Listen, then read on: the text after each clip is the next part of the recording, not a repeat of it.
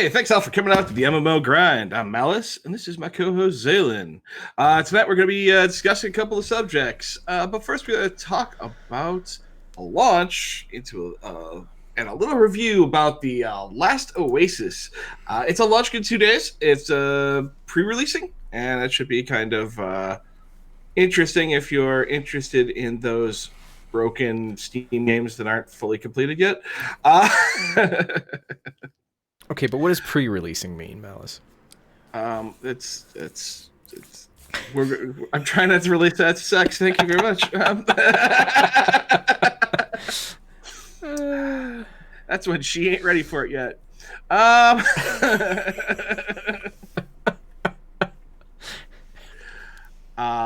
And basically, the one of the reasons why the last Oasis interested me so was that it is the first real product that has done what I was talking about in my what game companies need to do during the plague and the end of the world here, which is that they decided to push their product out and take advantage of early release on Steam and are trying to get a market and get their foot in there so because people are going to have time to play it. This also means they're going to have a lot of time for the beta testing of it. If you're not familiar with Last Oasis, The Last Oasis is a game based similarly to Rust. It's a survival game. The world idea is that the world has stopped moving, and so you're trying to run from the sun. And so because of this, there is walkers. There are I'm trying to remember the artist. He does these wind-driven wooden contraptions that he has that walk on the beach. It's pretty popular. These walkers are based on that type of design model. It uses wind, and they clamber across the countryside. You can use small walkers. There's really big walkers, like almost like aircraft carrier type walkers, and all different sizes in between. There's also a lot of mods that can be put to each walker to complete different tasks. There's PvP in the game, so people can invade and attack your walker. And overall, it's like Rust, like a lot of these games. The graphics are kind of like the character animations are clunky. The game interactions with the world are not always very precise. A lot of the But scenic elements in the game that I've noticed from what little looked bits very I've nice. watched, I mean, they're beautiful. They're gorgeous. Yeah, they did a very good job with their backdrop, the trees, the hillsides, all the terrain, everything like that. It really looks interesting. It actually is a world unlike games like Rust, which seem very small. This seems much more expansive. Um, but yeah, the instead of really going deep into like the game itself, though, because there are some streamers right now online if you want to watch the actual gameplay after this show. But not right now. You can check out the actual gameplay. But one of the things I wanted to talk about is the fact that things to do and things to don't from that a game company should do. First of all, never build a website and put no information on it. This current studio basically looks like it's a hoax. If you go to their website, it's Donkey Crew. Donkey Crew is pretty much a single page website that just says, "Hi, we're a bunch of guys that made a game, rawr," and that's about it. And it says they're hiring. They're a Polish company, and that's about it. That's all you can find out by going to their website. This is not how you build motivation into your players. Like I said, it just looks like a splash site that you could have whipped up in about 30 minutes, and this game could be some type of recording from something else, and you could just be giving them money for free. See, the argument here is that they're putting all their efforts and money into the actual game and not some flashy website that's got a whole bunch of trash and garbage on it that no one's ever going to look at. It doesn't. There's definitely a middle ground, though. You need to make it look like you're an official site. At least advertise the game you've built with some screenshots and maybe a gameplay video or something like that. It doesn't need to be complex, but it needs to be deep enough that you actually can go to their website and go, oh, so this is what you're working on. That's cool. As opposed to, okay. Do these guys really exist? Would I want to put an application at this place? Yes, like guild/clan websites. And yes, you know that hits me deep. Thanks there, Great Wolf. Appreciate that. Yeah, I pretty much had the death of my website based on one player who would, every time anybody would reference a website, he'd go, "We have a website? I don't believe you. We don't have a website." Was that Narth? No. End of the day, I think if you're really looking to try to become a successful game company and people to take you seriously, you need to put a little effort in your website. Just enough to make people at least see that, like Jalen said, that we're putting all our effort into the game and not on the website, but at least it's 10 minutes to put some video clips up there. I mean, you put them on YouTube. Legit. Right, you put them on YouTube. Why wouldn't you put them on your website? I want to be able to go in there and click down, what games have you made? And actually see, even if it's just one that you're working on, that's what you're working on. And I can look at it and go, cool, here's the media, video trailers, and information about it, and what the game's about. As opposed to, yep, we're a studio, we're working on a game, come get hired by us? It seems really weird.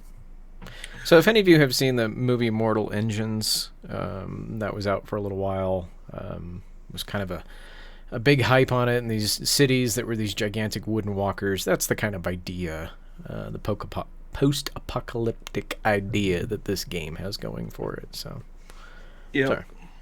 And because of this poor website, go try to look up Last Oasis.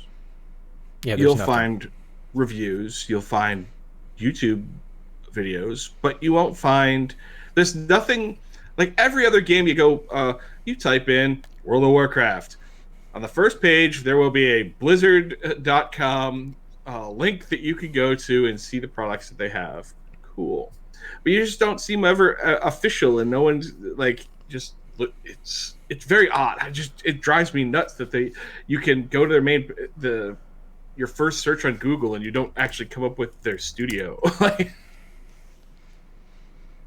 Yes, Brutex, we're talking about Last Oasis. Yes, we are talking about Last Oasis. Now, it's Malice's favorite game right now. Yeah. To be fair, I will be playing it when it comes out on Thursday. It is an early release on Steam. The cool thing about this is that they have admitted that it's an early release, that it is not a complete game, and that it's definitely in progress. And so they're actually going to be selling it for $25. And they said that the price will continue to go up as they add content. So if you want to get in early and, are comfortable with a game who is kind of launching and getting off the ground, by all means, I would recommend taking advantage of the $25 introductory early price. It will be out in 1 day, 3 hours, and 48 minutes. They actually have a countdown. Yes. Oh, you got to play it as well, Brutex? Awesome.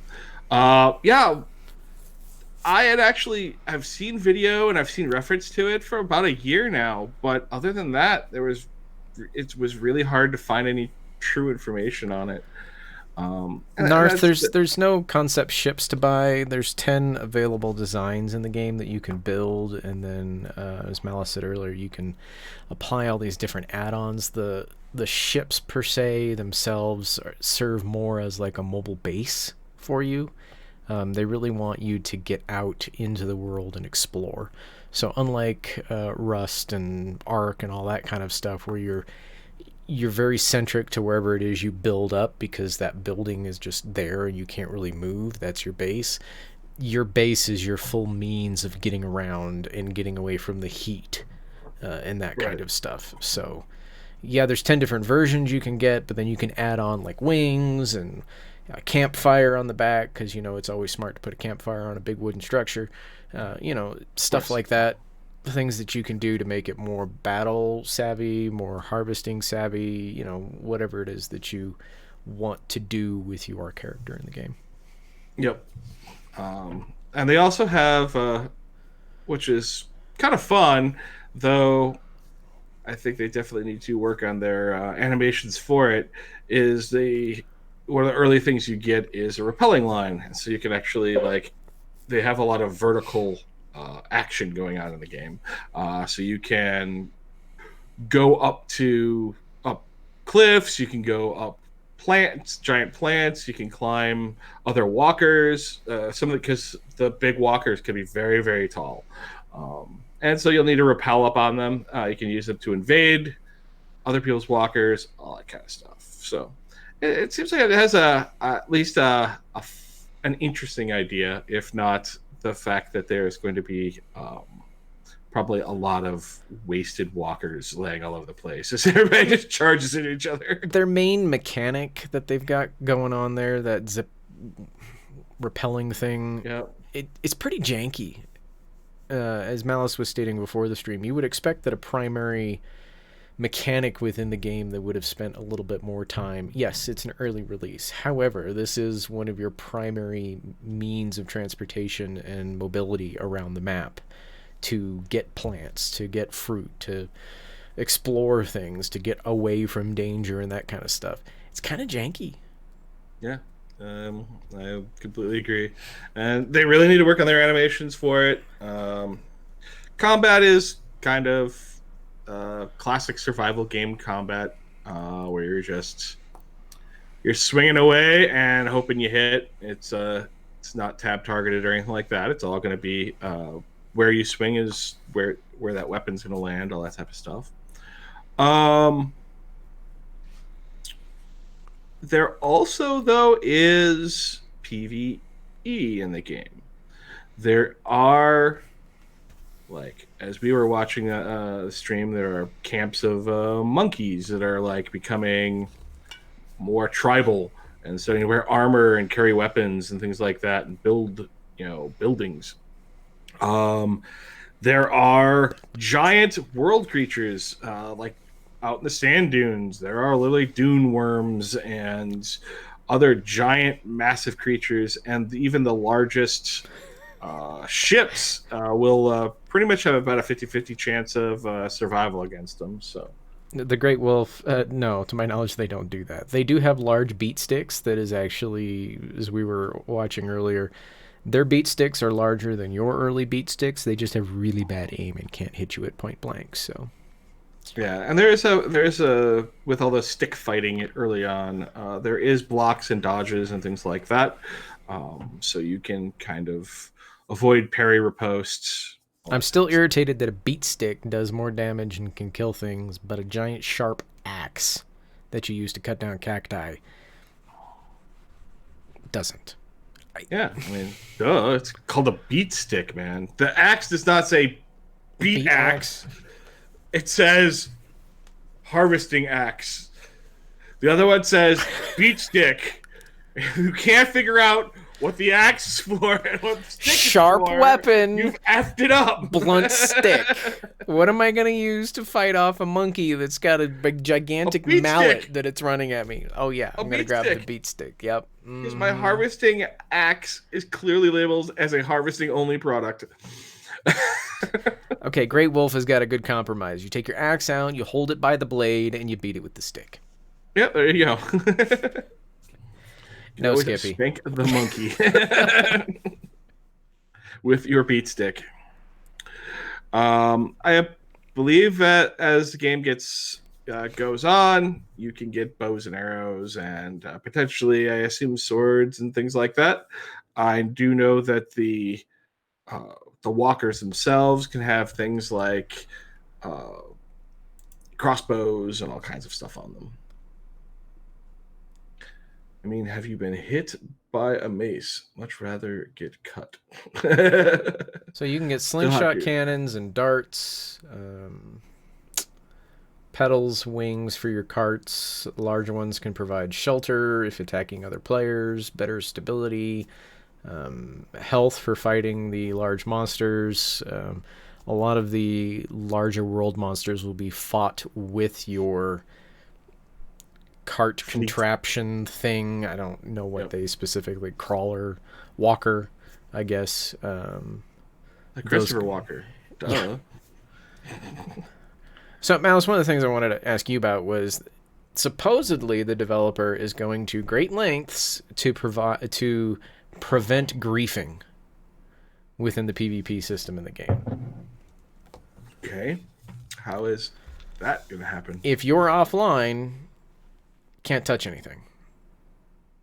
Okay. If you're online and you have a clan, if someone walks into your territory and you are a clan, you get X percentage of any resources and things that that person gets. If that person dies, you lose it all. If they're in your territory.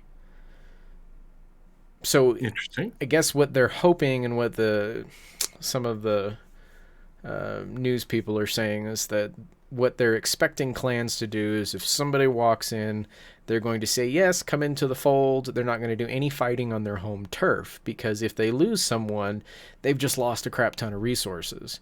So what they're hoping will happen is that you'll take your clan to somebody else's territory, do the fighting there, come back. It's one of the things they're doing to kind of try to keep the PvP less asshole-ish, as they say. It'll be interesting. I'll see how that works. I don't have a lot of faith in it, but hey, maybe it's a great idea, and we can only tell once we see it in action. No, Skippy, you can't cut that rope as people repel. But you can beat them with your beat stick. But you can beat them with your beat stick. Brutex, as far as the server goes, 100 people. 100 people on a server. It's, again, very survival game, classic survival game. There's going to be a bajillion little servers all running some particular mood flavor of whatever. They call them hexes or hexagonal pods.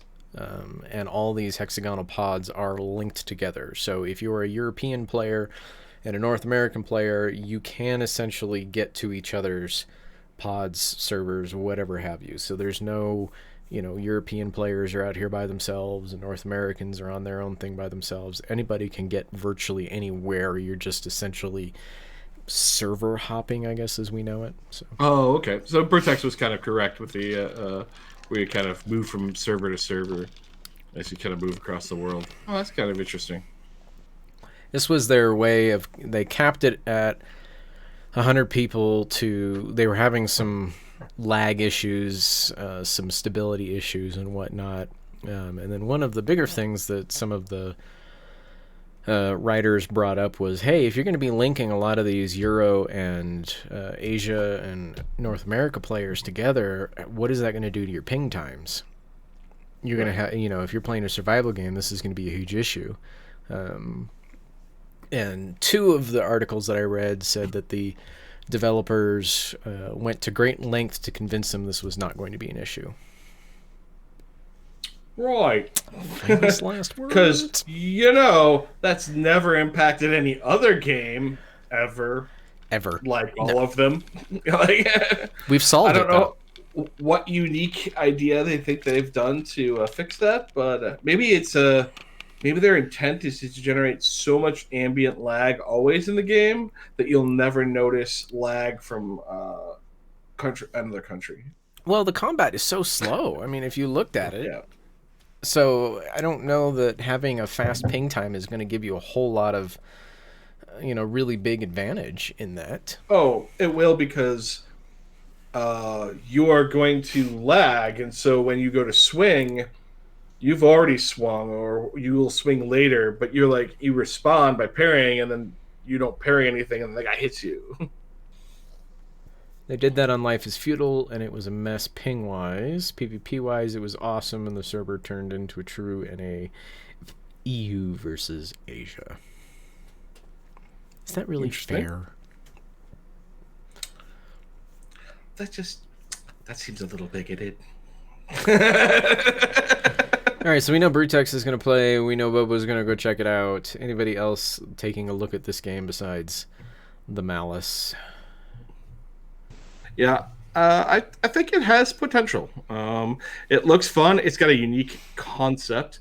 And question two, Malice. What is your best feature you see in the last Oasis? Honestly, the walkers. I think the walkers are a really interesting, unique format. I really like naval combat in games. The few games out there that do have good naval combat, and in a way, this is going to be land naval combat. So you're just basically shooting, driving your walker as fast as you can, trying to broadside other walkers, and run your boarding party guys across the way to jump on their walkers. Don't know if I'll get it. Holy shit.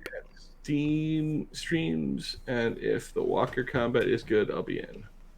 Yeah, I don't know that we've had any other games that have had mobile bases.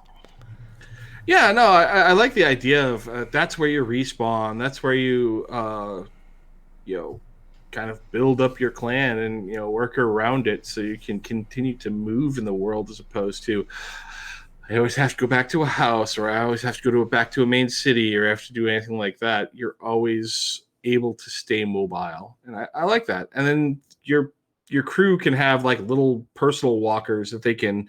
I'll be back. We're gonna go all do harvesting or something like that. They can all jump off of their little harvest runners and run around. The thing that bothers me is that you've got trading posts that are not on walkers, so they're actually built into the landscape somewhere, and it's supposed to be player created content. However, to me, it would make more sense to just NPC up a trading post and have that trading post, have a couple of different paths it can take depending on, whatever. Because if you've got a stationary thing and you're worried about the sun rays sweeping through and burning, which is an interesting concept in itself since the world isn't technically turning, so why would the sun rays be moving? Yeah, I was sort of confused at the scorched idea. I think the idea is that you're just not living on the scorched side. You're trying to live on basically the neutral side between the light and the dark. Right. But if you want resources, you want to fight the big bosses, you want to do all that type of stuff, you have to go out in the scorched lands. But the best way to stay cool is to keep moving, because you have big wings and stuff flapping and moving air and stuff like that. So that and then you can get out of there quick too, because you'll just roast otherwise. Consume all your water. It's turning just really slowly. No, they actually said that it's not turning. The world no longer turns. I mean, it still rotates the sun, but yeah, time change is a killer, though. Let me tell you. Well, yeah, and it says that the other side of the world is just an eternal frozen iceberg.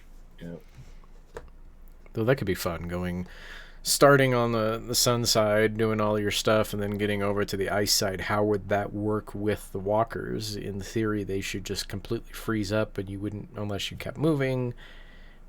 I don't know. That would be interesting. They wouldn't. Right? They should just not really care. I mean, like you said, if they keep moving, I mean, obviously, if you let it sit there for a couple of days, the joints could freeze and things like that. Chronicles of Riddick. The Earth is flat. You flat earther. You damn flat earthers. All right. So what's the worst mechanic that you think this game is could be the death of it?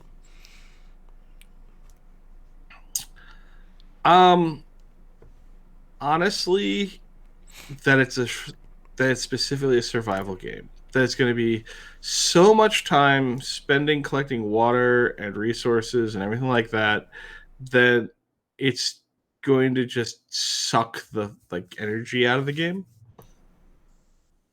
I mean, some people really like that, and I appreciate that. I've never been a huge survival person. I've played many of them, but the genre in general is, instead of going and grinding against monsters or going and doing whatever you're going to do, like in every other MMO, you basically go grind resources, and you have to go collect 1 trillion boards so that you can build like a hut.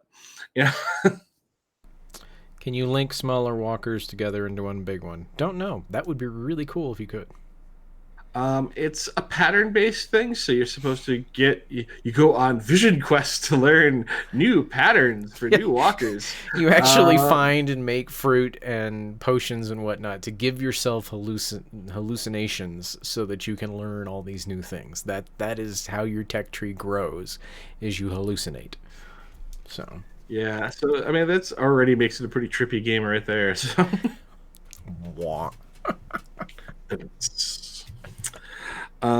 Yeah, no, the overall, it's like, conceptually, like I said, it seems like it's got a good head on its shoulders. At least it knows where it's trying to go. Um, how well it'll accomplish all of those things, especially with if the world is technically rotating slightly or doing things like that. I don't know. It's just always feels like it in its description. It put the cart before the horse. Like it's like it almost seems like, well, you've already achieved this part of the world where people would be fleeing. You know, like. I mean, end of the day, it's still a survival game. So either you as a gamer like survival games or you don't. Or you're that player that's like, okay, cool, I'm going to go there because all my friends are there. Yeah, this is why I don't like survival games. Or you love them and you're just going to be like, just going ape shit into this thing. And it's just going to be the next best thing since Betty White. I mean, that's... And you're going to be fighting a lot of apes with shit, so, you know, it'll work out. I think the thing that makes it the most interesting, though, and really stands out comparative to most survival games I've played, is that the NPCs and the NPC actions seem well thought out and interesting, as opposed to, and they're like, even their movements and things like that. It's a fight, it's a thing, you know, cool. But like, I hate like 7 Days to Die. Wow, like it doesn't. I don't know how you even know you're hitting the guy, and then all of a sudden, finally you hit him, and he like sprawls all weird and like glitches into the floor and all this. And you're like, okay. You trying to say these NPCs aren't dumb as rocks? It's not even so. They're dumb. They're like, they're poorly rendered. They're ugly. They have no like skeleton to them. Like they're the cheapest like out the box like free graphic they stole off of like some Unreal freebie site. Like they're horrible, and I haven't played a game where I was impressed, any survival game where I was impressed with the NPCs at all. This is the first time where I was actually really impressed with seeing some of the large creatures look really cool. There's a lot of detail on them.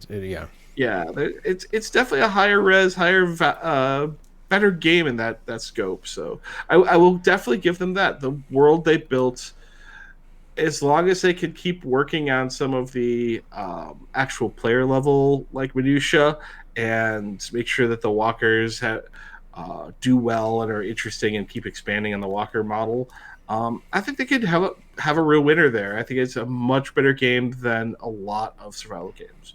I think it's going to be tough for them, though, because they are coming out with a game that really, truly isn't ready to have a full launch. I mean, they're calling it a pre-launch. It's a pre-release.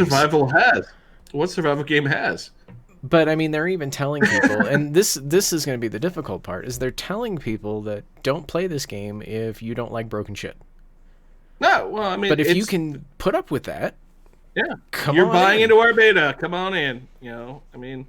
I at least respect them for the honesty as opposed to trying to hide it under buzzwords. This is a green-lighted project on Steam, and we're going to sell it to you for $9.99. Okay, what does that mean? So you get in the game, you're like, oh, that means you haven't even started building the game yet. Got it. Like, Rust was a laughable joke. Like, if you were in day one Rust, that was the most laughable game ever created.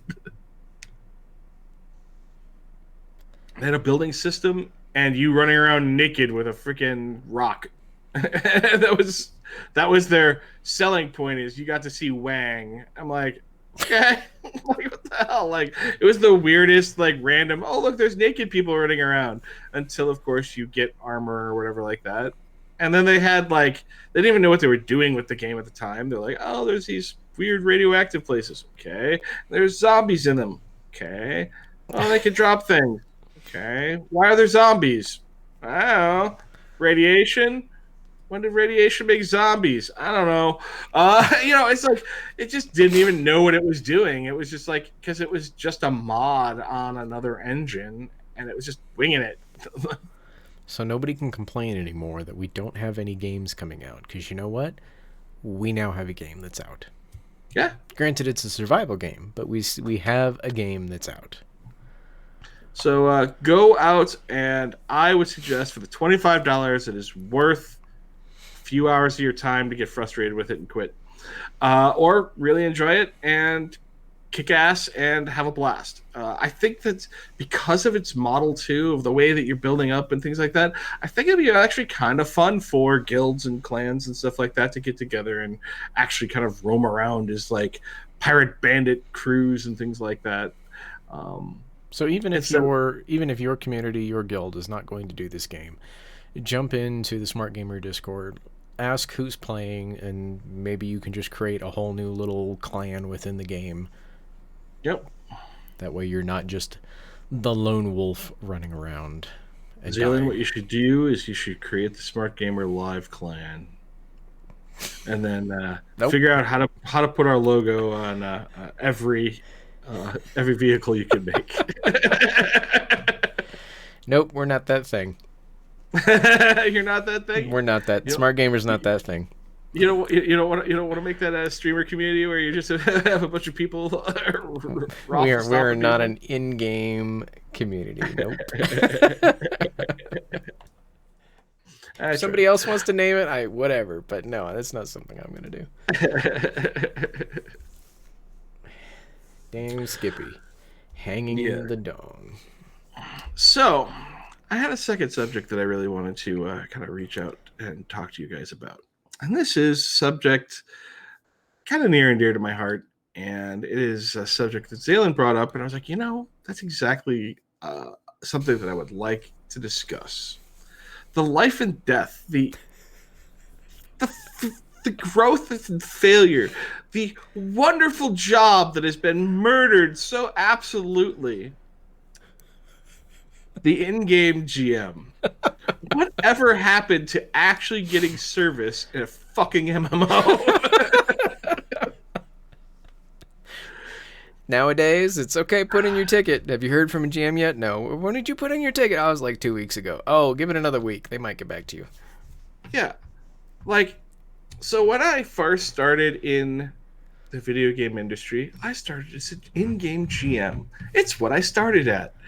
If you didn't get back to somebody in an hour or two, you were just the greatest failure ever as a GM. Like, what were you doing? I mean, you better have a long list of complaints behind that is going on to rationalize how you did not immediately get in contact with a customer to resolve their issue. Like, really, people? Especially, they want you to send in an email now, and, they got one guy. I don't know if he's in America or India or wherever the hell he is.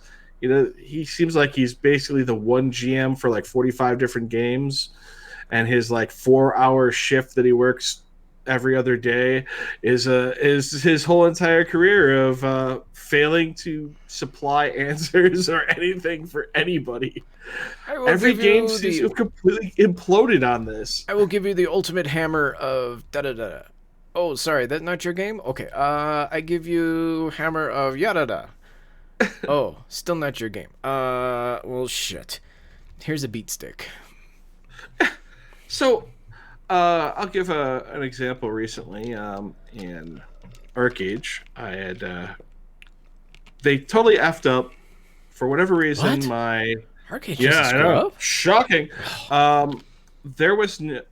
It was not calculating my patron, and so it was saying all my stuff was about to explode, and I couldn't pay rent or pay taxes on any of my property.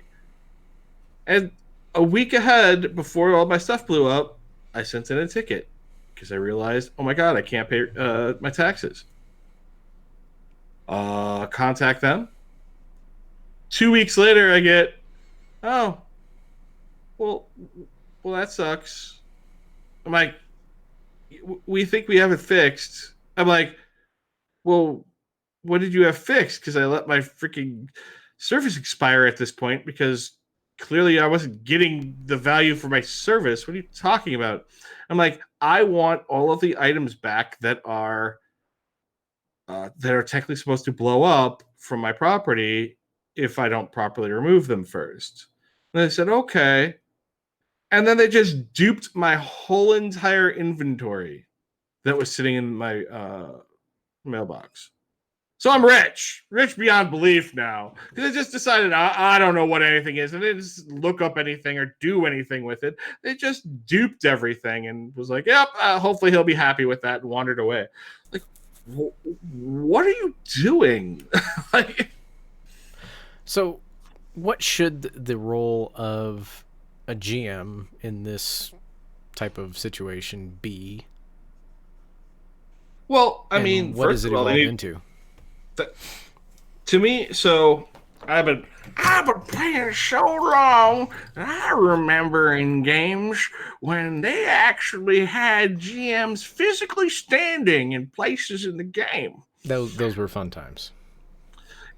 Back in Asheron's Call, there was literally people who were volunteers that they would there was actual devs and everything that they would do the hard stuff, but there was a whole volunteer corps of GMs that would take your questions, help you out, point you in the right direction, give you some advice, do all this other stuff, and they were literally standing by towers with these special shields, and you knew who the guy to talk to was because he had a unique character model and had a big glowing shield.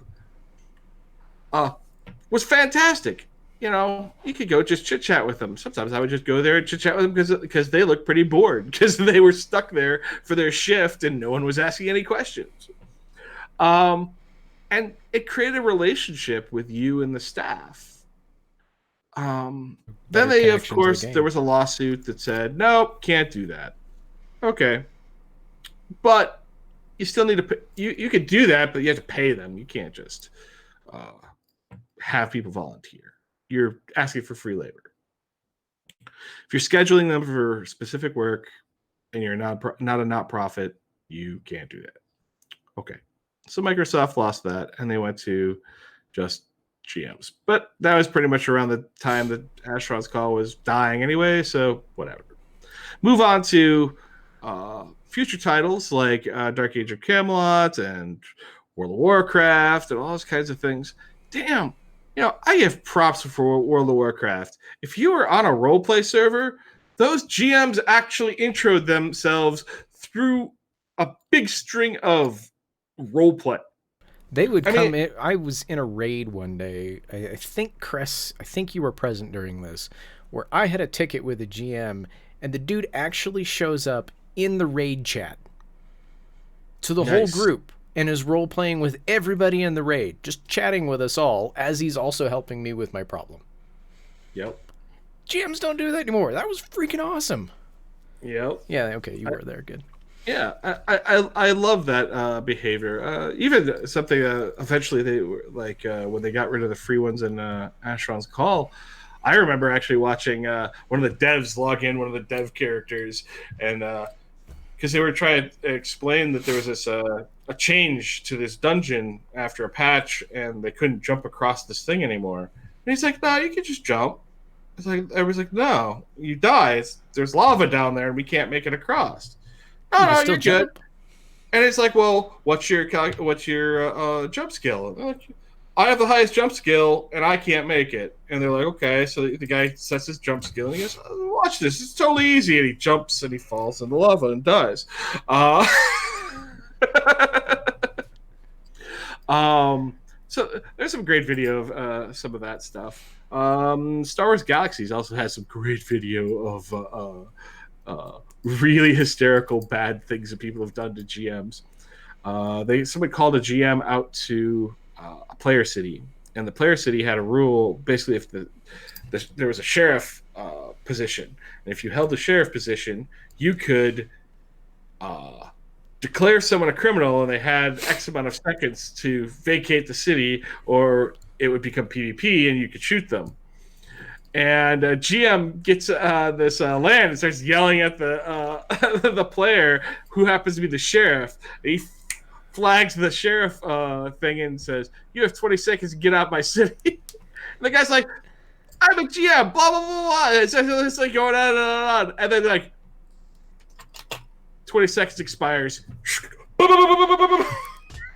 Shoots the GM down because he wasn't set for immunity, dies, and you just see this like corpse laying there yelling at him. It's the greatest thing ever. It's like amazing screenshots for that. But you don't need to physically see. I don't think you need to physically see a GM, but you definitely need to feel their presence in the world. I want to know when I go, "Hey, that guy over there is exploiting," and then you sit there and you watch. I want to feel within like 30 minutes or so that someone showed up and went boom and kicked that dude offline. You know, like a giant bolt of lightning smoting him upon the ground. We actually, I had reported in Dark Age of Camelot, I had reported a guy for radar hacking. I was stealthed, and all of a sudden he was, their group would just way off in the distance turn and just run at me, and I'm stealthed behind a tree. Like, really? Okay, 1 second. Besides being stealthed behind a tree, we're about to be invaded by a cat. So 1 second.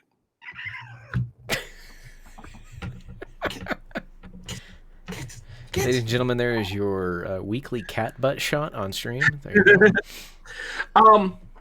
And so I was sitting there continuing to play, and I literally watched as that crew comes back around, and I'm stealth creeping through the area, and they come running at me, and all of a sudden I watch blink, blink, blink, blink, blink, blink, blink, blink, as everybody gets kicked off the server from that group. I was like, see? That's what a GM. I want to feel that there was action, you know, like that was great. And I still think if you see a GM, yes, to your point, feeling them, seeing them in chat, physically seeing them on the screen, it back to something you said earlier. It creates that level of attachment to the game above and beyond what even probably the developers had intended. It's got nothing to do with gameplay.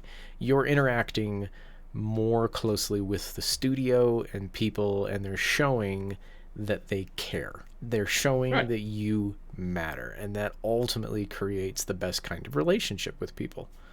All right. What we have learned, if you are a gamer of any length, we have all learned that there's no such thing as a game that is unexploitable. Every single game has exploits in it. It's just a reality. It's when the game companies don't care and let those things go. When they're just like, yep, you can exploit. That's all right. We don't care. We just don't have a system to stop them. Well, if you don't have a system to stop them, maybe you don't need to be running a game. Because you clearly don't know how to, like, it's like going, we have created a children's park, but we have no security to stop the child molesters. We can't do anything about it. They're just going to randomly steal your kids. I hope you're all right with that. I mean, please come to our child's amusement park, though. I swear it's the greatest place to be as long as you don't get kidnapped. Like, I mean, it's like what the... It's like the Neverland Ranch. Yeah, like... What idiocy is that from a business standpoint? It's just idiocy. I mean, luckily games that are like Phantasy Star Online 2 or something like that, even World of Warcraft to a point, like the game is primarily a PvE game, and because it's PvE, do I really care whether that guy over there cheated or not? Probably much less so, but we do these games where we're like, we're going to create, I'll use Last Oasis as an example. We're going to have a full loot, murder PvP. People can jump, blow up your shit, do all this horrible crap to you. And we're probably not going to have any GMs to do anything about it when after the first week of this game, someone has figured out how to, like, throw a rock at a certain spot in a giant mega ship, and it's just gonna go because he's got some script running that makes that rock do 1 trillion damage or something like that. And then everybody's gonna be like, "Whoa, that's funny, huh?" And Till it happens to you. and everybody's gonna fucking quit the game, and then you don't have players. This is why I don't play Rust. I built a big empire on Rust. Had this awesome fortification. I think Narth was playing with me on that one, and all of a sudden, dude wall hacks, walks through our whole entire building, all our traps, everything like that, steals all of our stuff, grabs all our explosives, and then just to smite us, uses those explosives to blow a completely straight line out of the building. And you're just like, well, you couldn't have known where you were going because it wasn't like in the center of the building. We purposely made it a maze to like try to even get to it. Yeah, Narth freaking designed the damn place. And it's like we had kill rooms. The whole thing was like this awesome layered, like it was supposed to be this awesome fortress. And it's just like you just got exploited and lost everything. Months of work. And the fact that we don't have GMs in games specifically like that is insane to me. Those people need to be purged from your servers. It's just a fact. You need to make sure that the people who are enjoying playing your game get to continue to play your game. Even if something bad happens, to know that ramifications came down on the people that did it to you has value. But if you have no freaking ramifications, it's chaos. And most people don't want to live in chaos. There is of course, the crazy niche of people who continue to drive some of those games forward, but there's a reason why they're never uber successes. They're never blown out the water because if you don't have good tight reins to make people play within the rules, a vast majority of gamers just walk away from it. And it's why the MMO genre, I think, overall is suffering because big multiplayer games are GM-less. There's no gatekeeper. And, ArcAge and whatnot, all these games that currently are like popular, they don't have much staff. They've decided to save money by cutting staff to nothing. Like, you get to mail something in and we'll talk to you in 3 weeks. What the hell is that? When WildStar came out, guys that made it were originally Blizzard devs. They came out, they made WildStar with Carbine Studios. Every time I sent them a ticket, 2-3 weeks before you get a response. So then they got mad at me because I submitted a ticket, and then because they weren't supposed to take money out of my bank, I was playing in game. They had a cred system, and I had already paid all my fees with the cred system. Well, they're like, well, you reversed a bank account, and they did immediately. It's amazing how quickly when you refer to money, they jumped on my stuff and immediately banned me. I'm like, and I'm talking to him going, dude, it takes you 3 weeks to respond to anything. Like, I had a guild deleted, and they freaking took 3 weeks. That? Them, really. I hit the button, but man, they got no confirmation skills, and they put it right next to kick player. That's pretty stupid. Who the hell designs an interface like that? But beyond that, it doesn't matter that I did it. That's not the point. It took 3 weeks to get told finally no, they can't recover my stuff. So, Mallet, you used to be a GM in a game. Right. And we had massive powers to make customers happy. So walk us through what does the typical life day look like for a GM in a typical MJ MMO? Honestly, well, we would get... There was a lot of... Most of the reports you get are noise. You get a lot of customers who are like, Where this dragon isn't respawning. I literally had a cut paste that would bomb them with every time. Yes, the dragon responds on a random timer. The random timer could create a theoretical infinite amount of never respawning. So eventually it will respawn. Move on. Nothing I can do for you. Like, um, but we also had a lot of players who'd be like, "Hey, this person's wall hacking. Hey, this person's doing this. Hey, these guys are doing this," and I would pop out all the time, and I'd be like, "Oh, cool. These guys are literally glitched up on a wall farming a dungeon, and just mass farming it on repeat, and not having any fear of injury." And I would at first get in there, and I'd start pulling people off the wall. And if they started climbing back on the wall, I would send them a warning. If they climbed back on the wall, I'd kick them. And a lot of people would just climb back on that wall. You know, it's like, okay, well, I tried to give you some hints that someone's watching you. So like when you find people doing stuff that is like a bug in the game, you don't have the power to fix that bug, but Right. you had a You know what? process to report that bug up, or did you Correct. just fix the immediate issue and then wait for the next idiot who decided to do it? Unfortunately, that those types of bugs are not always priorities in your dev team. But that's not on the GM's plate. They don't have no authority over that. But at the end of the day, exploiting is exploiting. It's obvious you should not be glitched up on a wall doing this behavior. If a GM tells you you should get down, you don't argue with them.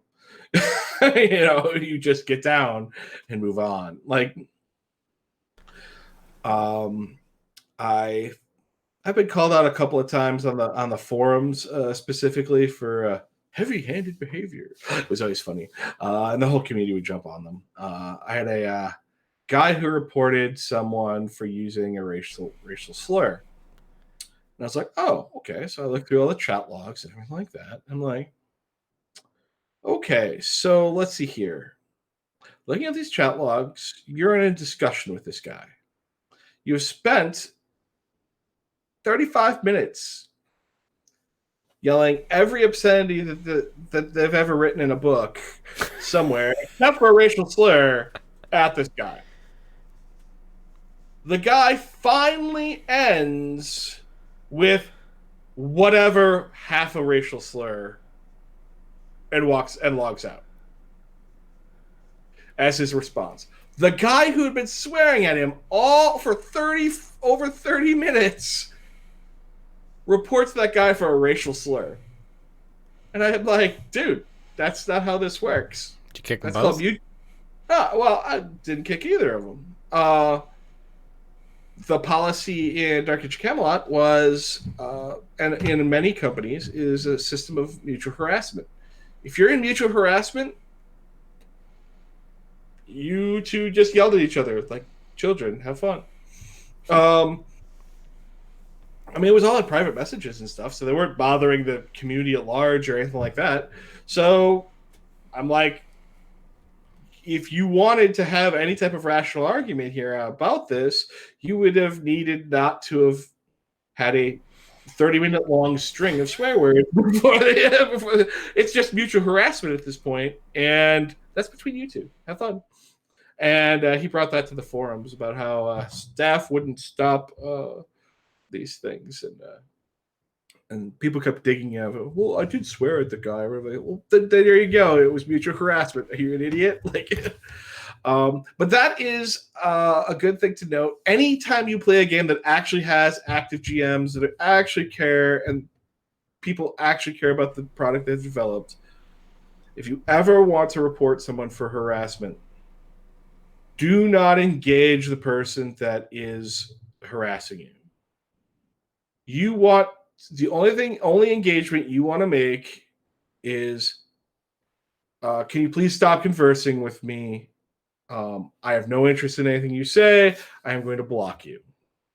If you block them and then they switch characters to continue to come after you, that's harassment.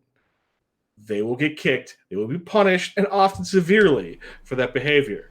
But if you instigate them and keep going, you're a dick, blah, blah, blah, blah, blah, blah, back at them, then it gives mutual harassment, and staff is rarely going to pick sides on that argument. You look like a Borg out of the Matrix. Everyone else? Why? What am I doing? Oh, just take a look at the stream. Do I have a dark spot up here? You have a black eye.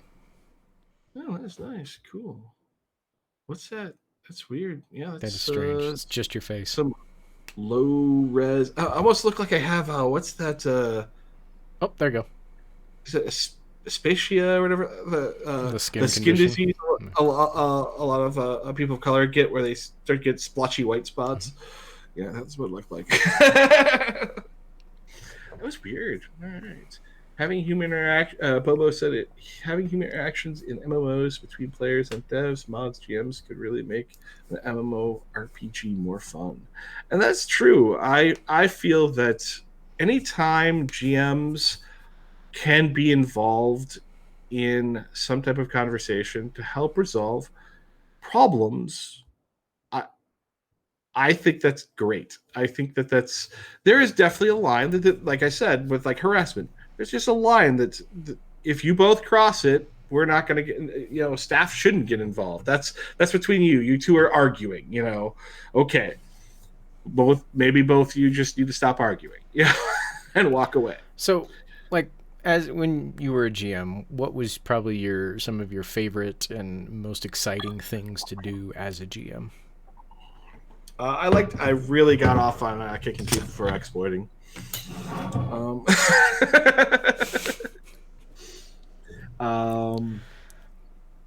And on the opposite side, stuff you hate. Things. I do want to put on a fun story though. Story time with Malice.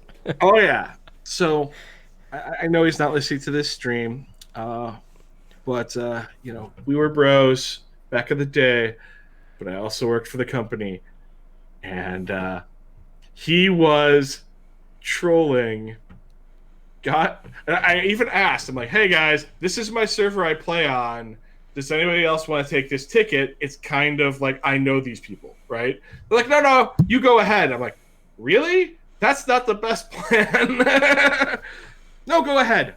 Okay. The guy was trolling a giant raid, prepping to go to the dragon. 3 of them decided to, of people that were in my alliance, actually, ran up and were going to pull the dragon and then run away so that they had loot rights on this dragon. And they were arguing because the raid leader wouldn't let them into the raid because they were troublemakers and had started stuff with this raid leader before. And so they were like, wow, that's...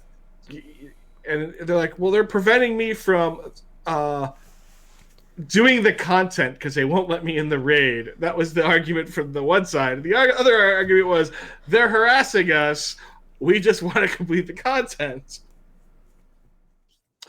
Well, we'll just say that they...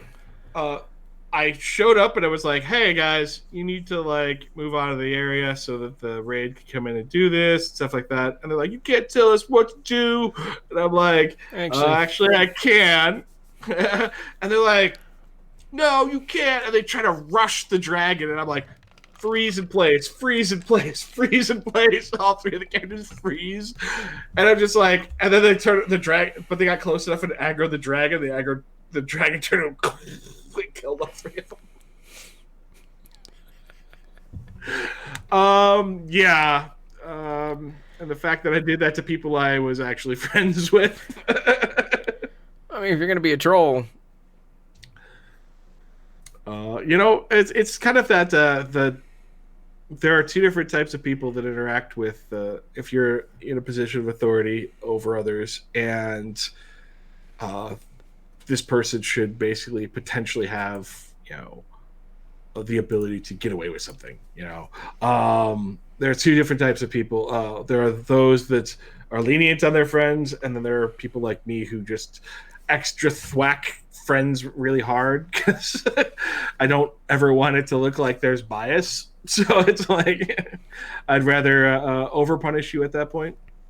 Um, but yeah, most of the kicks we would ever do, I would get into arguments. There was a guy for weeks.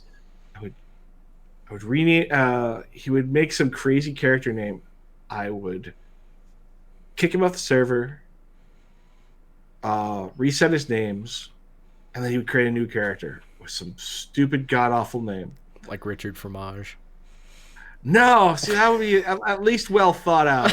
He would just be like penis wrinkle or some crap like that, and you're just like, okay. And he'd be on a role play server, and so he'd get reported like instantly. And so I'd have to like, hey, you need to change your character names. Kick, change your character names. You know, to the point where this dude's like sitting on like getting 5-day bans for stupid character names. Like, are you just dumb? Like, what is your desire here? Poor Skippy's getting called out. Yep. Damn you, Skippy. There's another interesting one. You do get a lot of customers that are not repeat offenders, repeat reporters. I actually had a very this is a feel good story. So I had a guy that no one else wanted to deal with. The guy was actually a very like kind of angry, and I understood why he was angry. He had got injured in Afghanistan in the military. It took brain injury. And as a veteran, he was now at home. He had nothing else to do, so he was playing Dark Age of Camelot. He had strong memory issues, and he would forget where his house is. But instead of remembering that he had brain issues and that he forgot where his house is, he would report, "Where the fuck you put my house? You stole my house!" Things like that. And I have to go in there and I have to calm him down. I have to explain to him how to get back into his house, where his house is located, and do his other things. But no one ever wanted to deal with this guy because he was so initially angry. But once you like helped him out, he was like, I'm really sorry. I have these issues. You can understand my frustration with all these problems and why I lash out." And I'm like, "No, I totally get you, bro. Like, we're cool." And so I became that guy's go-to house finder dude all the time. Every couple of days, he'd report, "I don't know where whatever is," or "Where did this get deleted?" or "What happened?" And I have to look through the logs. No, you didn't delete it, or "It's over there," or "Oh, you sold it," or that the other thing. So I just, felt for people like that. But then we had this guy. Oh my God. He would report 3 times a day for someone hacking. Whether they were speed hacking, they were wall hacking, they were flight hacking. At one point, he reported that they were hacking directly into his video card to do certain things. And I'm like, we'd always come out and we'd always look because we had to, and we'd check out the situation, and there was nothing going on. He's like, "This guy's invisible." I'm like, "No, he's not invisible. You're just lagging." Like, and we ended up finding out that the dudes, we're talking, what's this, like 07. He's on dial-up playing Dark Age of Camelot. In okay, 100+ player fight. No one's hacking. You literally are just lagging because you're using dial-up. And he would just, and I would try to have this conversation with him all the time. I'm like, "Dude, you're at dial-up. Yes, it looks like that guy rubber banded off the top of the building and then snapped back to the top of the building because you're lagging. You didn't see that guy because he never rendered because you're lagging." Like, get some internets, bro. L2P. So as a GM, you could give things to people, anything that existed in the game. Could you give them things that didn't exist? Could you make things up and give it to them? No. So everything that has been ever given to a player in pretty much every game, as far as you know, has to have already existed because they Correct. created it. Because a dev and an art team made an item with stats. The only thing you have access to as a GM usually is that item's code number, and that you could type in that code number and create that item. Now, keep in mind, not all items created in a game are for public use. Right. So a scrupulous GM could give their friends potentially a item that was never meant for public use. It's a test item, like a god weapon or something like that. Yeah, we've seen many. I mean, there have been many YouTube videos out there that circle around of various people getting these just insane, ridiculous weapons, specifically within World of Warcraft. But, you know. Watching people get suspended. Just before I started, they actually fired one of the spots I took was they fired a guy who had been he had gotten up to team lead, and he would get pissed off at customers, so he would just grab them and throw them in the air, and they would hit the ground and die, and then he would destroy their gravestones and walk away. So he would basically cause a player to lose a bunch of XP. And he would do that. He would torment some players for like a while and kept throwing them in the air and killing them. Yeah, that's how you would lose your job. Surprise mechanics! Yeah, but also, it's a two-way street, man. And I feel for the other side of this from a game developer standpoint, which is I hate to break it to you gamers, you're a bunch of fucking pricks, and you treat people like fucking human trash. And so surprisingly, there's just enough of you out there that are real assholes to GMs and make them quit, and they don't want to work your fucking bullshit because your little graphic fucking item went poofy and you want to throw a fucking hissy fit like a 9-year-old autistic kid melting down in the middle of an apartment store. Like, jeez, like, people grow the fuck up some, People are getting all excited. You're about to get on a rant. Oh, we got to write this down for your rant video that's coming. We keep promising it to people. But the end of the day, players just need to show a little bit of respect. We understand that you're frustrated. We understand that you're hot-headed sometimes. And just like customer service, when you go into McDonald's or anything like that, and the cheeseburger don't got no cheese, call them your titties to put some freaking cheese on there for you, and you get the fuck over it. You spending an hour screaming at management about the lack of cheese on your cheeseburger makes you just look like the steaming pile of ignorant garbage that you are. So try not doing that to in-game GMs too. I would suggest that was how to have a great symbiotic relationship with development. And Sears comes in and kind of reiterates the fact that back in the day, GMs actually would show up, and that magical feeling of, hey, this person actually cares enough about me to... And now they don't care about you. And half of that is your fault. Just remember that. GMs gave us shirts. You got shirts from GMs? GMs gave us shirts. What do they... Like in-game cosmetic shirts? I thought one of the neatest things in Astron's Call back in the day is a GM would actually come and officiate your wedding. You could get married in-game, and you would have all your people there, and they would give wedding rings that were items into the game, and they had stats on them.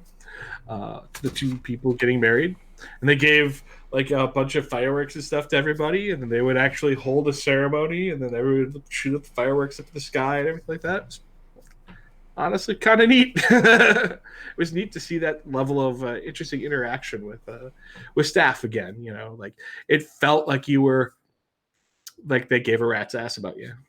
I think the coolest experience that I had that actually is relates to that. So I played a friar in Dark Age Camelot, and we did a wedding up on the side of a hill, and it was this big, long, giant event that we role played out, and the whole thing lasted about an hour. We got done.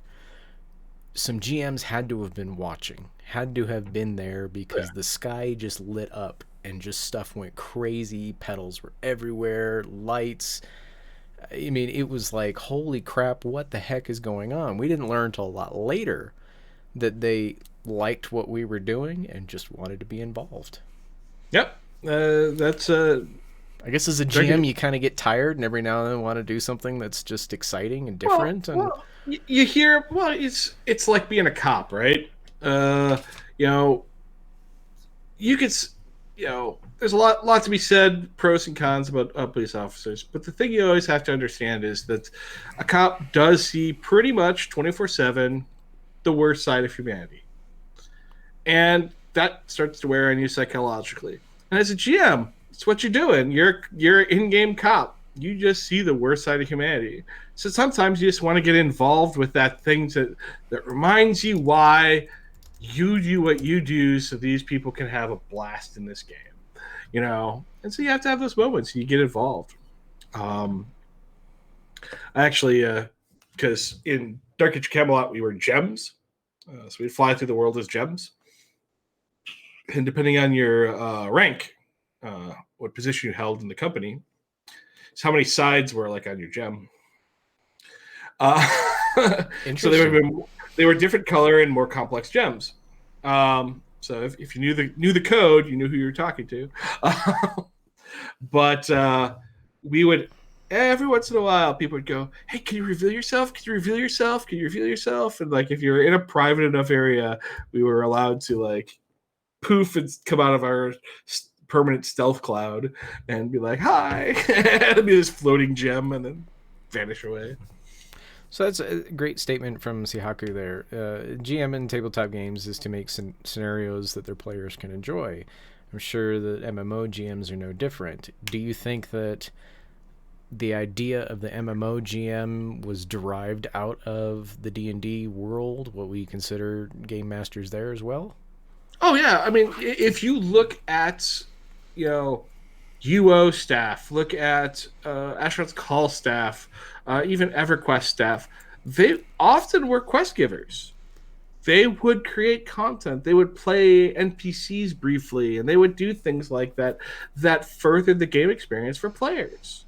Then they became much more corporate, and they became police.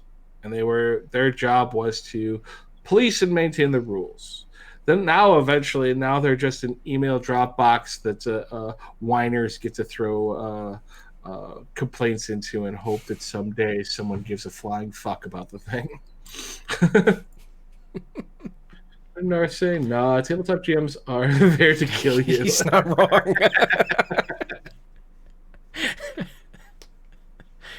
Where's Rain? He could probably attest to that. Yeah, what's your thoughts on that, Rain? Are you there to kill people, or are you there to make sure that they enjoy their game experience? I mean, I personally, as a GM, I run a Dungeons and Dragons 5e game. I'm not there to kill the players. Now, I am there to make sure that the play experience has you on your edge. I want you to feel the threat. I want you to be afraid of the moment so that you don't just dive headlong into every situation. That being said, you know, consequences are consequences. Sometimes you make stupid decisions. You die. Paradigms of Anto and I did a couple of little GM or little D&D groups way back in the day, and our GM His name was Kelly, and I know he's not watching, so I don't mind saying his name. But when it came to GMs wanting to kill you, this dude was a dick. Like, if this dude could just screw up your day and make your life miserable in this game, he would sit there behind his little GM screen, just, just that like got his rocks off. And no, it didn't make the game enjoyable.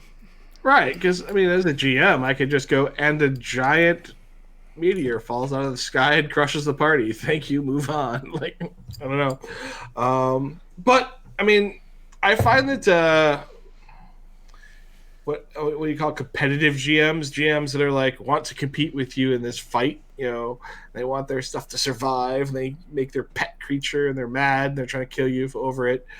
I also find that they are often the people who run modules and things like that instead of actually running their own world, because they're not being creative about it. They're just like, they're sort of playing along with you in a way, because they didn't read up on what was in the next room either.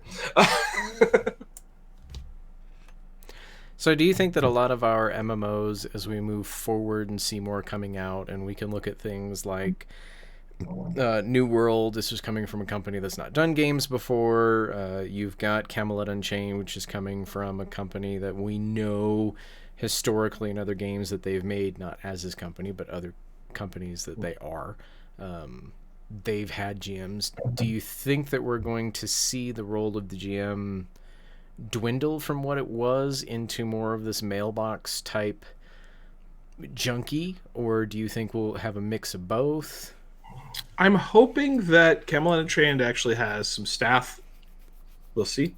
My biggest fear is that Amazon, a company who has an infinite amount of money to throw at the problem, will not throw any money at the problem, and they will just have one guy receiving mail. That's my fear with that game. I think that honestly, Amazon has the best position to revitalize the idea of a GM, because let's be real, they got money to throw at the problem. Yeah. Well, hell, they're paying for people to sit there and listen to Alexa devices in people's houses, listen to the language coming through, and transcribe it so that the system can be better. They've hired people to do this. So why can't they hire GMs? Sadly, I don't see it getting better. I don't either. I think the idea of having a full crew of people, basically the call center of the MMO, it's kind of a dying thing, because that's just extra money that you're paying when it's going to take a while to get back to that many people anyway. So why not just have it a mailbox? It's been, and I know we've discussed it many times in other streams, I would go as far as saying that game companies in the MMO sphere in particular traditionally have no idea how to maintain their player base. They listen to the squeakiest wheels. They don't properly track their stuff. And so they don't end up making a game experience for everybody. They make it a game experience for a limited window of players. When you do that, you're tending to make, because as I have explained before to producers, to all kinds of different people, that in reality, if you have game forums, 10% of your players are on those forums.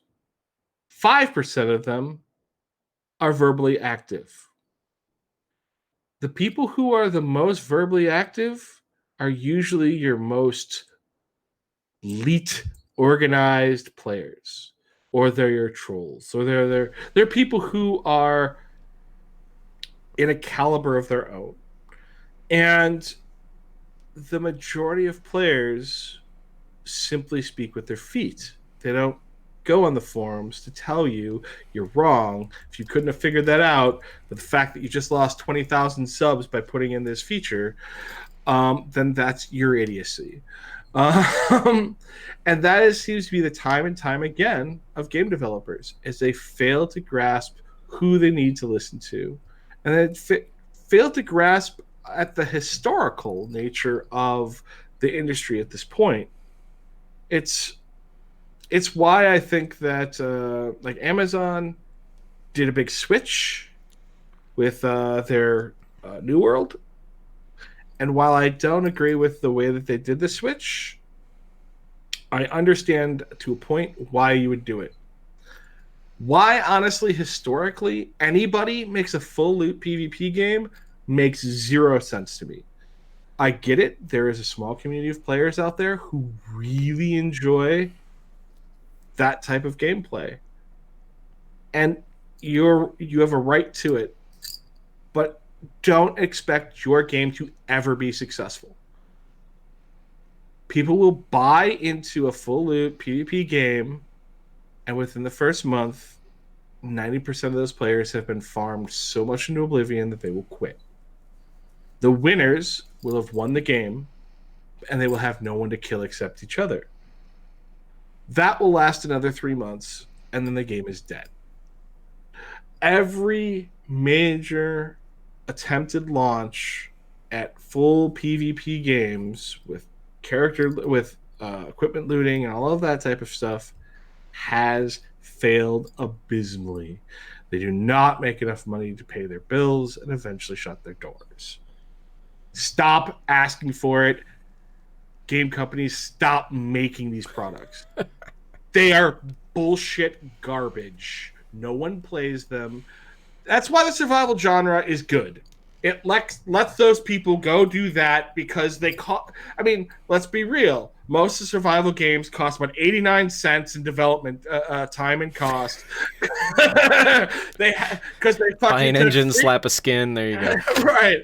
They bought Unreal 4. They took all the free assets, slammed it into a fucking a room, and said, "Have at." And let people just be assholes to each other until finally no one shows up anymore. Any dev time, I mean, you could make Ark, you could make Last Oasis, you could make all these games in a couple $1,000,000 at most. Well done. Like, I mean, like with good graphics and things like that, because there's not a lot to them. They're very simple. They rely on the sandbox crafty idea, but that's about it. That's easy to just, that's a rock. Hit a rock. Rock give you rock. Cool. I go use rock to make whatever. I mean, it's there's not a lot of depth and interest to that, and you can get most of those features off of just slapping down the $250,000 for the Unreal Engine and going from there. That's why I feel that, like, that's, if you're in a full loot PvP, that's the level of game you kind of deserve. Question from chat: would an open world partial loot or no loot system work, you think? An open world PvP system with no loot or partial loot? Yeah, this is, I mean, there's got to be limitations. So this was my answer to, and obviously you're not listening, but if you ever do listen, Amazon, this is the answer to your quandary currently. I am the answer man, and I always bring answers. Oh, they're listening because we're on their platform, so. Yes. Oh, shit, I'm using Alexa to record this. Fuck. They do hear me.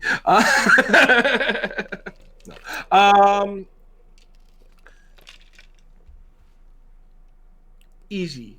Don't have full loot. Second of all, don't allow PvP for the first 10 levels. After that, make scaling rewards. If you make a scaling reward system, is the best answer for open PvP. If I am level 50 and I kill a level 11, I should get pretty much jack and shit for the experience, other than the lols noob I murdered you. And if a level 40 kills a level 50, he should bankroll. He should get tons of freaking whatever additional points you put in that are the reward for killing players. Advice, you should be rewarded for fighting people your level, basically. And you should not be rewarded for killing people who are outside the scope of your level that have no chance of having a fight. And that's the problem with general open world games, is that they're not. But how do you define who does and who does not have a chance at a fight? Because you just said earlier, as an example, that a level 40, if it kills a level 50. Yeah, he should be duly rewarded. So, okay, but then if you're saying, looking at it from the other direction, you could say, well, that level 40 should have absolutely no chance at defeating that level 50. Therefore, the level 50 gets absolutely nothing if it defeats the level 40. But if that level 40... I didn't say that. I said that they should be scaled. I said he gets nothing if he kills a level 11. I guess my question is, where is that line drawn? But. Yeah, well, I mean, so you could literally say, okay, every 5 levels, it's a point. So I kill a level 11, I get a point. I kill a level, 20, I get 3 points. I kill a level 40, here I'm getting 7 points or something. And then, hey, I killed someone above me. Now I'm getting bonus points on top of that. But at the end of the day, you're just trying to drive whatever system you put into place. You want to put it into a scale so that it motivates players to attack their own and not attack people who are significantly lower than them. It's why I think it's the good angle that Camelot Unchained is doing. Is we're going to be a PvP game, and we're going to be, and that's our focus, and that's pretty much what you're going to be put in the situation of is PvP. Great. And their answer is, and we're going to do horizontal progression, because vertical progression makes a power inconsistency. So technically a starting player in Camelot Unchained is supposed to be on a level where him and maybe another 2 more guys could take on a much more advanced player, and that's important. I think that as long as there's always a fear of death from the higher level character, that becomes a valuable response. The level 1 Zerg train. Yeah, I mean, it becomes that answer that, like, if you want it to be fair, you have to scale it.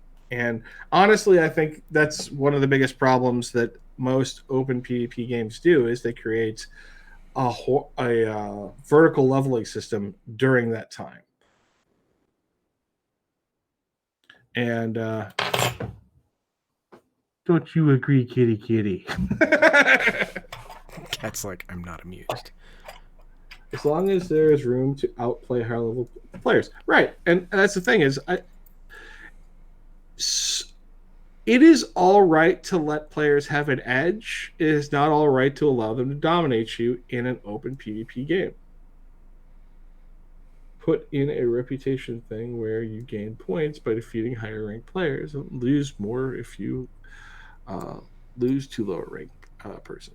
I mean, that is definitely a potential answer too, is the ability to just lose. If you lose to someone who is significantly lower than you, you lose a lot. You look like garbage. But I'm more of a belief that I think you should always try to drive people to play within their realm within 5 levels. I think that should be the realm where you really get the most rewards. It's something that I think that Dark Age of Camelot did very well, which was they gave you realm rank titles, and you didn't have character names because you couldn't interact with the enemy faction, so you would see their rank. And I thought that was an amazing thing, because it's like, oh my god, that guy's this rank. Man, I don't want to screw with him. It's like that guy's got toys upon toys of extra realm abilities that he can mess your world up with. Gaze into the brown eyeball. What?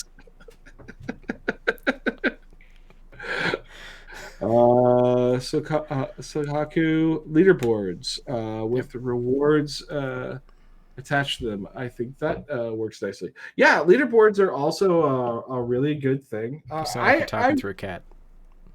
What was it? You sound like you're talking through a cat. I am. I'm talking through pussy.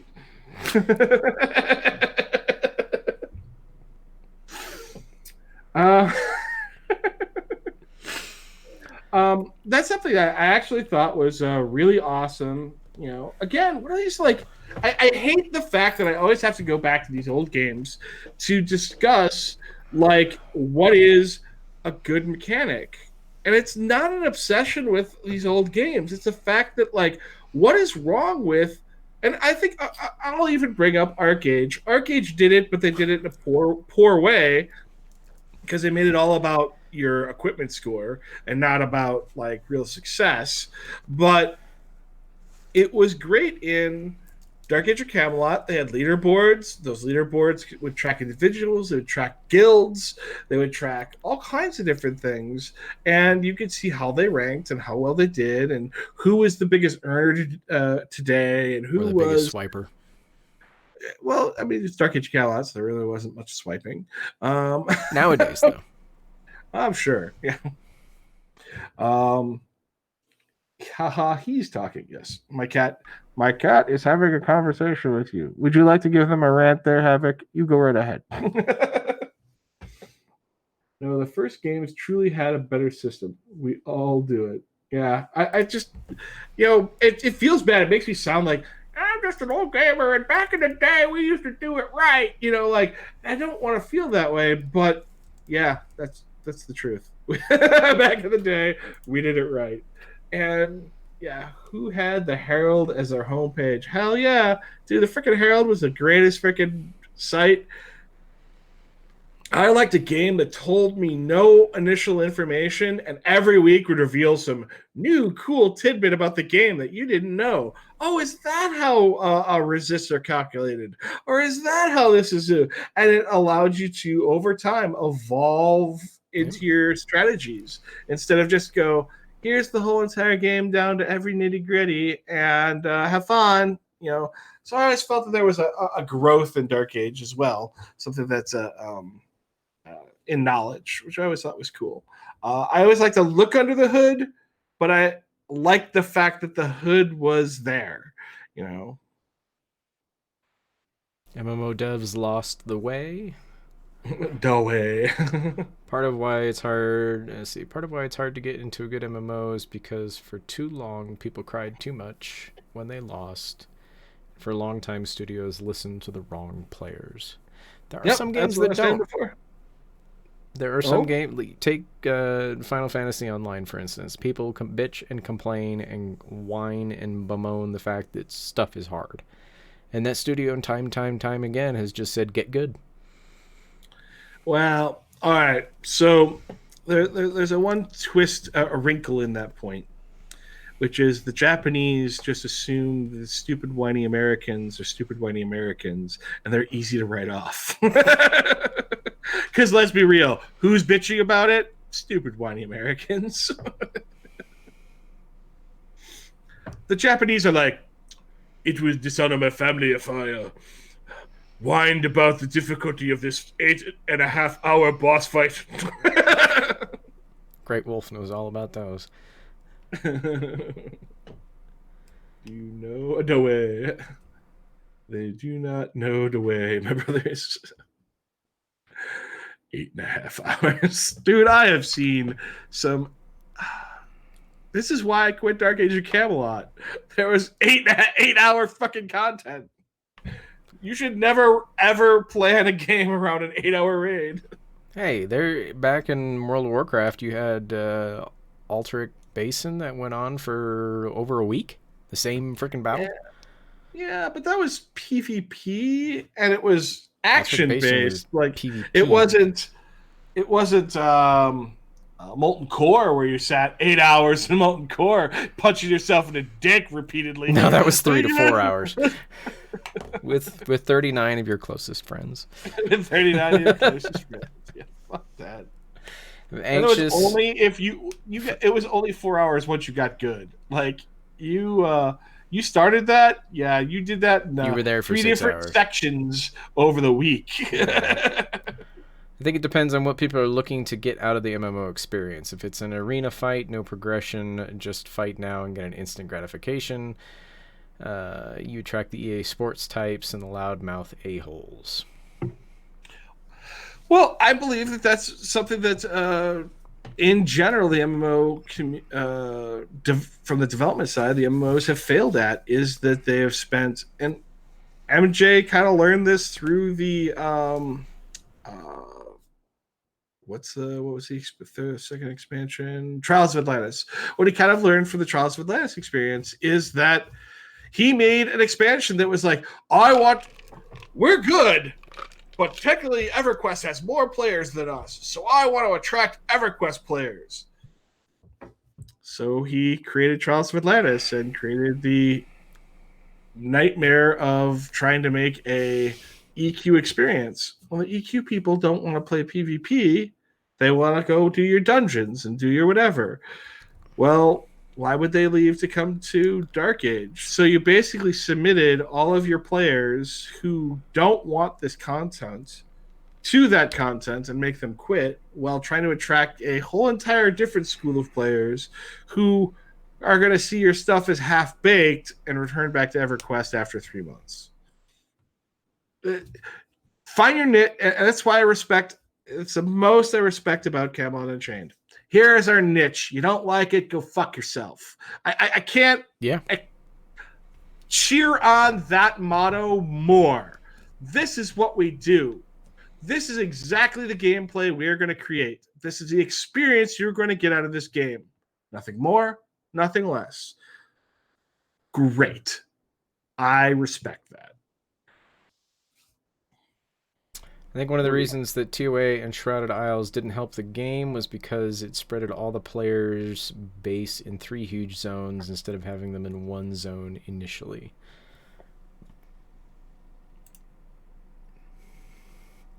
If a game doesn't have progression, I'd check out after a few sessions. I really want goals. Mind you, I'm saying this as I play RDR2.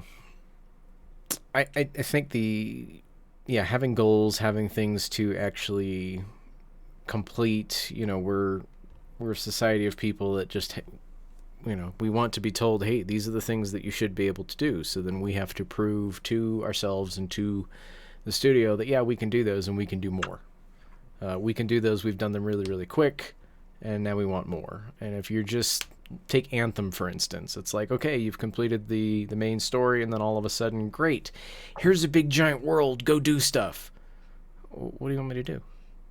Well, go do stuff. I didn't mind that. It's the reverse, which is, okay, so you're gonna walk into town. We're gonna give you 1 or 3 quests. That guy over there is gonna give you give his daily quest. That guy's gonna give his daily quest. I mean, they might mix it up. They might be like, oh, they're slightly different dailies, but they're just dailies. You're gonna talk to 5 different people. You're gonna do your same fucking goddamn pit of despair of endless dailies, and you're not gonna actually experience a game until hopefully there's another expansion out, because all you're doing is grinding gold. You're gonna be doing that for months until maybe you get enough gold and resources or whatever like that, so you could try, say, World of Warcraft, the next dungeon to move forward, because you've been trying to keep your raiding guild moving forward, but some guy in your raiding guild is like, I don't really need this ring from the dungeon we were in previously, and it's like, dude, we've been in there for 6 months. Can we move on? Like, watch more guilds fall apart because I didn't want to move forward either. Then you got games like Guild Wars 2, which have all those reward tracks and everything else that you can work toward that are achievements that's like you're grinding, but yet is something different to achieve all the time. Cat butt the camera.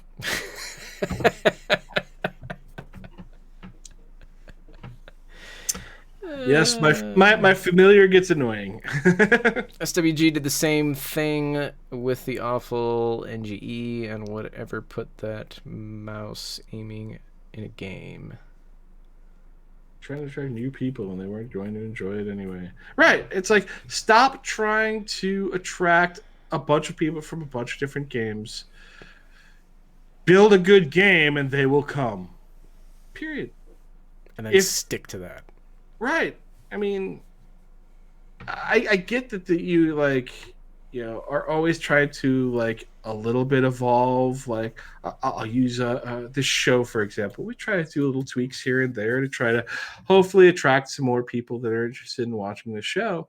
But I also don't want to change the format so drastically that I alienate the players that we already the viewers we already have. And it seems asinine to do otherwise. Like, and sure, we're not 10,000 people watching my show, but I'd rather have 13 really interested people who are really engaged and interactive with what we're talking about. Speaking of that, we have trucked this out for about an hour and 43 minutes. And I think it's time to wrap up the show. I want to thank everyone for coming out to MMO Grind. We're on Tuesdays, 9 p.m. Central Time. And what else do you want to throw in there, Zaylin? I sent you a list. Yeah, but you're my co-host. You're supposed to do part of this. Oh, I gotta find it. I mean, I barely let you talk through the whole entire show, so I mean, like, I might as well let you speak with it here.